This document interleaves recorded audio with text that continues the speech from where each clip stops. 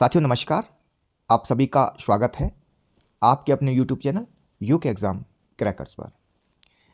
साथियों, उत्तराखंड प्रवक्ता भर्ती परीक्षा जो कि विज्ञप्ति 2024 की है और संभवतः ये परीक्षा 2025 में आयोजित की जाएगी। ठीक है, तो आगे से हम इस भर्ती परीक्षा को 2025 की जो भर्ती है, ठीक है, तो इसी रूप से इसको आगे चलाएंगे। ओके, तो साथियों पहला जो प्रश्न है, निम्नलिखित में से कौन सी व्यवहारवाद की कमी नहीं है। ठीक है साथियों, व्यवहारवाद, उत्तर व्यवहारवाद, निश्चित ही एक या दो प्रश्न आपके एग्जाम में आएंगे। ठीक है, और आप इसको अच्छे से तैयार कर लीजिएगा। ठीक है, व्यवहारवाद ने साथियों बुद्धिजीवी के विशेष कर्तव्यों की अनदेखी की है, तो ये इसकी कमी है साथियों। ठीक है, व्यवहारवाद ने इस बात पर बल दिया कि सैद्धांतिक रूप से क्या महत्वपूर्ण है, न कि इस पर कि किसका मापन हो सकता है। ठीक है, तो ये व्यवहारवाद की विशेषता है। ओके, तो इसको कमी हम नहीं कहेंगे। व्यवहारवाद ने उस घटना पर जोर दिया जो सहजता से देखी जा सकती है, न कि उन प्रच्छन्न कारकों पर जो परिवर्तन में योगदान देते हैं, तो ये भी इसकी एक कमी है। और व्यवहारवाद उन मूल्य संबंधी चिंताओं से नहीं जुड़ सका जो अच्छे समाज की प्रकृति का वर्णन करते हैं, तो ये भी इसकी एक कमी है साथियों। ओके साथियों, व्यवहारवाद के बारे में मैं संक्षिप्त जानकारी आपको दे दूं। व्यवहारवाद का आशय साथियों द्वितीय महायुद्ध के बाद परंपरागत राजनीति विज्ञान के विरोध में एक व्यापक क्रांति शुरू हुई थी, जिसने साथियों सभी समाज विज्ञानों को प्रभावित किया, और इस क्रांति को ही व्यवहारवाद का नाम दिया जाता है। साथियों, ये जो व्यवहारवादी क्रांति है, ये नए राजनीति विज्ञान के साथ इतनी अधिक जुड़ी हुई है कि इसे राजनीति के वैज्ञानिक अध्ययन का सहचर कहा जा सकता है।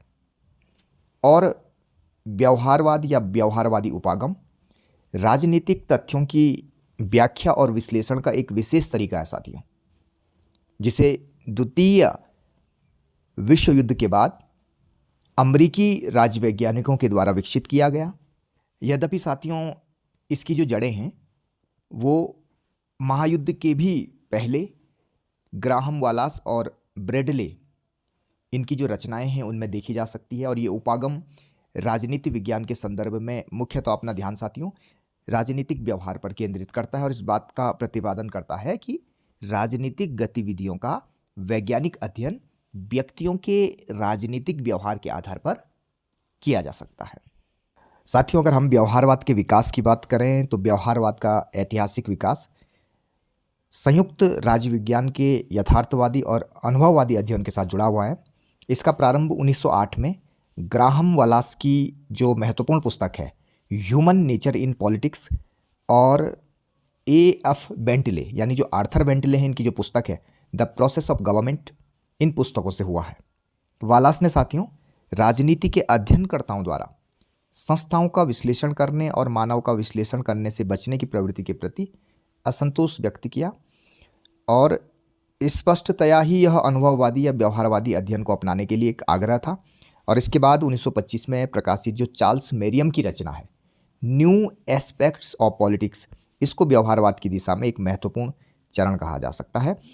और अमेरिका में साथियों चार्ल्स मरियम जो हैं, इनकी प्रेरणा से ही यथार्थवादी एवं परिमाणात्मक अध्ययन किए गए, और जो सुप्रसिद्ध शिकागो संप्रदाय है ये व्यवहारवाद का प्रमुख गढ़ बन गया। तो शिकागो स्कूल जो है इसी ने व्यवहारवाद की आधारशिला रखी साथियों। ठीक है, और चार्ल्स मरियम को व्यवहारवाद का बौद्धिक पिता कहा जाता है, लेकिन व्यवहारवाद का जो पिता है या प्रणेता है वो डेविड ईस्टन को कहा जाता है, ये आपको ध्यान रखना होगा। ठीक है, डेविड ईस्टन ने साथियों अपना जो लेख है the current meaning of behaviourism, इसमें व्यवहारवाद की 8 बौद्धिक आधारशिलाएं बताई हैं। पहला है साथियों नियमन यानी रेगुलरिटीज, कहीं कहीं आपको नियमितता भी इसको देखने को मिल सकता है। ठीक है, तो नियमन पहला है। फिर है सत्यापन यानी वेरिफिकेशन। तीसरा है साथियों तकनीकी प्रयोग यानी टेक्निक।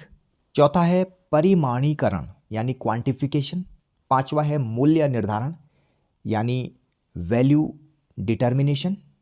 ठीक है, कहीं कहीं आपको मान्यताएं भी इसको देखने को मिल सकता है।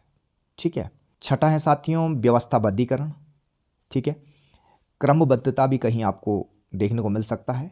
और अंग्रेजी में आपको उसको ध्यान रखना चाहिए, सिस्टमेटिजेशन, ठीक है। और सातवां है विशुद्ध विज्ञान, प्योर साइंस, ठीक है। और आठवां है समग्रता, कहीं कहीं ज्ञान का एकीकरण भी आपको देखने को मिल सकता है, तो अंग्रेजी में ज़रूर ध्यान रखें, इंटीग्रेशन, ओके। इसके बाद साथियों दूसरा जो प्रश्न है, निम्नलिखित में से उत्तर व्यवहारवाद से संबंधित सही कथन नहीं है, ठीक है। अच्छा प्रश्न है साथियों। तो साथियों उत्तर व्यवहारवाद काफ़ी इंपॉर्टेंट टॉपिक है लेक्चरर परीक्षा के लिए, व्यवहारवाद, उत्तर व्यवहारवाद, ठीक है। यहाँ से प्रश्न आने ही हैं, तो इसको जरूर तैयार करें। तो साथियों पहला है, यह अनुप्रयुक्त ज्ञान पर बल देता है, ठीक है, तो ये कथन सही है। दूसरा, इसमें समष्टि विश्लेषण पर ध्यान दिया जाता है, तो ये भी सही है। तीसरा, यह निर्णय के सार तत्वों का विश्लेषण करता है, तो ये भी सही है, ठीक है। और चौथा है, यह यथास्थितिवाद का समर्थक है, तो ये गलत है साथियों, ठीक है। साथियों आपको पता होना चाहिए कि जो उत्तर व्यवहारवादी थे उनके अनुसार गलत होना अस्पष्ट होने से अधिक बुरा है, यानी अप्रासंगिक होने से अस्पष्ट होना कम बुरा है, ठीक है। तो इस प्रकार ये प्रविधि से पूर्व सार पर बल देते हैं, ठीक है। और उत्तर व्यवहारवाद में जो नवीनता है जो बाद में देखने को मिली, तो वो ये थी कि अप्रासंगिक सुनिश्चितता से अस्पष्ट होना कम बुरा था, ठीक है। साथियों 1969 में डेविड ईस्टन ने अमेरिकन पॉलिटिकल साइंस एसोसिएशन के अपने अध्यक्षीय भाषण में उत्तर व्यवहारवाद का नारा दिया था, और इसकी दो मुख्य मांगे थी। पहला है कर्म यानी एक्शन, इसको आप कार्यवाही भी कह सकते हैं, ठीक है। दूसरा है प्रासंगिकता यानी रेलिवेंस। तो ये प्रश्न काफ़ी इंपॉर्टेंट है साथियों, उत्तर व्यवहारवाद के नारे कर्म और प्रासंगिकता यानी एक्शन और रेलिवेंस, ठीक है। कर्म या कार्यवाही एक ही बात है। और साथियों एक बात और आपको उत्तर व्यवहारवाद के बारे में ध्यान रखनी होगी कि उत्तर व्यवहारवाद व्यवहारवाद का संशोधन है, खंडन नहीं, ठीक है। व्यवहारवाद का विस्तार है, अस्वीकृति नहीं। यानी उत्तर व्यवहारवाद साथियों व्यवहारवाद का खंडन करने के लिए अस्तित्व में नहीं आया, बल्कि व्यवहारवाद का ये संशोधन है और व्यवहारवाद का विस्तार करने के लिए अस्तित्व में आया, ठीक है। इसके अतिरिक्त उत्तर व्यवहारवाद की 7 मूल मान्यताएं हैं जो डेविड ईस्टन ने बताई हैं। पहला है प्रविधि से पूर्वासार, दूसरा सामाजिक परिवर्तन पर बल, तीसरा सामाजिक समस्या निदान पर बल, चौथा मूल्यों का महत्व, पांचवा बुद्धिजीवियों की भूमिका, छठा कर्मनिष्ठ विज्ञान और सातवां व्यवसाय का राजनीतिकरण, ओके। इसके बाद साथियों ये प्रश्न जो है, विचार संप्रदाय एवं संबंधित लेखक के त्रुटिपूर्ण युग्म को पहचानिए, ठीक है। तो साथियों वियना सर्किल, मॉरिड सिल्क ये सही सुमेलित है। कैम्ब्रिज स्कूल, जॉन डन ये भी सही सुमेलित है। फ्रैंकफर्ट स्कूल, लुई अल्थुजर ये गलत है। और शिकागो स्कूल, हेराल्ड लासवेल, तो ये सही है, ठीक है। साथियों लुई अल्थुजर एक फ्रेंच मार्क्सवादी दार्शनिक था, और यह फ्रैंकफर्ट स्कूल से संबंधित नहीं है, क्योंकि फ्रैंकफर्ट स्कूल नव मार्क्सवाद से संबंधित है, ठीक है। और शेष अन्य तीनों संप्रदाय और उससे जुड़े विचारक सही सुमेलित हैं यहाँ पर। इसके बाद साथियों डेविड ईस्टन के निवेश निर्गत प्रतिरूप से संबंधित त्रुटिपूर्ण कथन को पहचानिए, ठीक है। पहला है, यह साम्यावस्था को स्थापित करने की ओर लक्षित है, यह खुली व्यवस्था है, यह समाज व्यवस्था की उपव्यवस्था है, यह प्रवाह प्रतिरूप है। तो साथियों त्रुटिपूर्ण कथन है ऑप्शन 1, यह साम्यावस्था को स्थापित करने की ओर लक्षित है, ठीक है। तो ये साथियों डेविड ईस्टन के निवेश निर्गत प्रतिरूप से संबंधित नहीं है। डेविड ईस्टन ने साथियों अपनी पुस्तक political system an inquiry into the state of political science 1953 में ये स्पष्ट कर दिया है कि राजनीति का सरोकार मूल्यों के आधिकारिक आवंटन से है, ठीक है। ये कई बार पूछा भी जाता है ये किसका कथन है, ये किसने कहा है, ठीक है। तो इसी के आधार पर उसने निवेश निर्गत मॉडल को विकसित किया था। साथियों ईस्टन के अनुसार राजनीतिक व्यवस्था की विशेषताएं हैं। पहला, राजनीतिक व्यवस्था अंतःक्रियाओं का समुच्चय है। दूसरा, राजनीतिक व्यवस्था व प्राकृतिक व्यवस्था में काफ़ी समानता है। तीसरा, राजनीतिक व्यवस्था स्थिर नहीं गत्यात्मक है, इसका कारण है फीडबैक, ठीक है। चौथा, राजनीतिक व्यवस्था खुली व्यवस्था यानी ओपन सिस्टम है, जो कि बाह्य व पर्यावरणीय कारकों से प्रभावित होती है। और पांचवा है साथियों, राज व्यवस्था खुद समाज की एक उपव्यवस्था यानी सब सिस्टम है, और राज व्यवस्था की स्वयं की बहुत सारी उपव्यवस्थाएं हैं, जैसे राजनीतिक दल, दबाव समूह, एनजीओ, जाति, धर्म, तकनीक, संचार साधन आदि। इसके बाद साथियों ये प्रश्न भी काफ़ी इंपॉर्टेंट है। सूची 1 में उपागम का नाम है, सूची 2 में उपागम की मुख्य विशेषता है, ठीक है, तो उसका मिलान करना है। साथियों पहला है संरचनात्मक प्रकार्यवाद, ठीक है। साथियों इस उपागम की विशेषता है व्यापकतम अर्थों में राजनीतिक व्यवस्थाओं का अध्ययन। दूसरा है संस्थावाद, ठीक है, तो इसकी विशेषता है औपचारिक वैधानिक नियमों का अध्ययन। तीसरा है राजनीतिक संस्कृति, तो इसकी जो विशेषता है जनता की मूलभूत अभिवृत्तियों का अध्ययन। चौथा है नव संस्थावाद, इस उपागम की विशेषता है अनौपचारिक नियमों का अध्ययन जो संस्था को चलाते हैं, ठीक है। तो ये प्रश्न भी इंपॉर्टेंट है, तो इस हिसाब से इसका जो सही आंसर होगा ऑप्शन 2। इसके बाद साथियों जो प्रश्न है अनौपचारिक नियमों के अध्ययन के लिए नव संस्थावाद ने जो उपागम अपनाया वह है, ठीक है, तो इसका राइट आंसर हो जाएगा समाज शास्त्रीय उपागम, ठीक है। साथियों अनौपचारिक नियमों के अध्ययन के लिए नव संस्थावाद ने समाज शास्त्रीय उपागम को अपनाया, और समाज शास्त्रीय उपागम के प्रमुख जो प्रवक्ता हैं वो जॉर्ज कैटलिन हैं। समाज शास्त्रीय उपागम में अंतः क्रियावाद पर बल दिया जाता है और इसमें विचार का मुख्य बिंदु व्यक्ति होता है, ठीक है। इसके बाद साथियों जो प्रश्न है किस विद्वान के द्वारा समता व क्षमता में संतुलन के लिए राजनीतिक व्यवस्था में वामपंथी दक्षिणपंथी शक्तियों की विद्यमानता को आवश्यक माना गया है, ठीक है। तो इसका सही आंसर है साथियों F.W. रिक्स। साथियों F.W. रिक्स ने समता एवं क्षमता में संतुलन के लिए राजनीतिक व्यवस्था में वामपंथी व दक्षिणपंथी शक्तियों की विद्यमानता को आवश्यक माना है। और साथियों लुशियन पाई की क्षमता को पावेल ने सांस्कृतिक लौकीकरण कहा है और क्षमता को उपव्यवस्था की स्वायत्तता कहा है, ठीक है। ये प्रश्न पहले भी मैं करा चुका हूँ आपको इससे पहले वाली वीडियो में, ठीक है, तो अच्छा प्रश्न है। इसके बाद साथियों ये प्रश्न भी इंपॉर्टेंट है, किस विद्वान ने राजनीतिक विकास को सीमित आधुनिकीकरण एवं जन आधुनिकीकरण इन दो चरणों में वर्गीकृत किया। बहुत इंपॉर्टेंट प्रश्न है और इसका सही आंसर है I.J. State, option 3। I.J. State ने साथियों राजनीतिक विकास को सीमित आधुनिकीकरण एवं जन आधुनिकीकरण नामक दो चरणों में वर्गीकृत किया, जबकि आर्गेन्स्की ने राजनीतिक विकास के 4 स्तर या चरण बताए। आपको आर्गेन्स्की की जो पुस्तक है, ठीक है, स्टेजेस ऑफ पॉलिटिकल डेवलपमेंट, ये भी ध्यान रखनी चाहिए, ठीक है। तो इन्होंने 4 स्तर या 4 चरण क्या बताए हैं आर्गेन्स्की ने। पहला है आदिम एकीकरण की राजनीति, दूसरा औद्योगिकरण की राजनीति, तीसरा राष्ट्रीय लोक कल्याण की राजनीति, चौथा समृद्धि की राजनीति, ठीक है। इसके बाद साथियों जो प्रश्न है तुलनात्मक राजनीति के अध्ययन में इतिहासवाद के पतन का कारण नहीं था, तो इसका सही आंसर है ऑप्शन 1 सांस्कृतिक परमवाद, ठीक है। तो सांस्कृतिक परमवाद साथियों तुलनात्मक राजनीति के अध्ययन में इतिहासवाद के पतन का कारण नहीं था, बाकी सभी इतिहासवाद के पतन के कारण थे प्रत्यक्षवाद, दार्शनिक बहुलवाद, सांस्कृतिक सापेक्षवाद। इसके बाद साथियों सूची 1 और सूची 2 का मिलान करना है, ठीक है। पहला है साथियों बहुलवादी राज्य, ठीक है। तो साथियों बहुलवादी राज्य प्रतिस्पर्धी सामाजिक हितों का विवाचक होता है, ठीक है। और मार्क्सवादी जो राज्य है वो आपको पता है वर्ग व्यवस्था का अंत की बात करते हैं, ठीक है, वर्गविहीन समाज या वर्ग व्यवस्था का ध्वंस, ओके। कल्याणकारी राज्य, तो कल्याणकारी राज्य विस्तार पर बल, और उग्र नारीवादी राज्य तो ये पितृसत्ता का उन्मूलन, ठीक है। तो इस प्रकार जो सही आंसर हो जाएगा ऑप्शन 2, ठीक है। तो इस प्रकार इस प्रश्न का जो सही आंसर हो जाएगा साथियों ऑप्शन 4, ठीक है। इसके बाद साथियों लाक्सो तागे पेरा सूचकांक का संबंध निम्नांकित में से किससे है, तो इसका सही आंसर होगा ऑप्शन 2 राष्ट्रीय दलीय प्रणाली, ठीक है।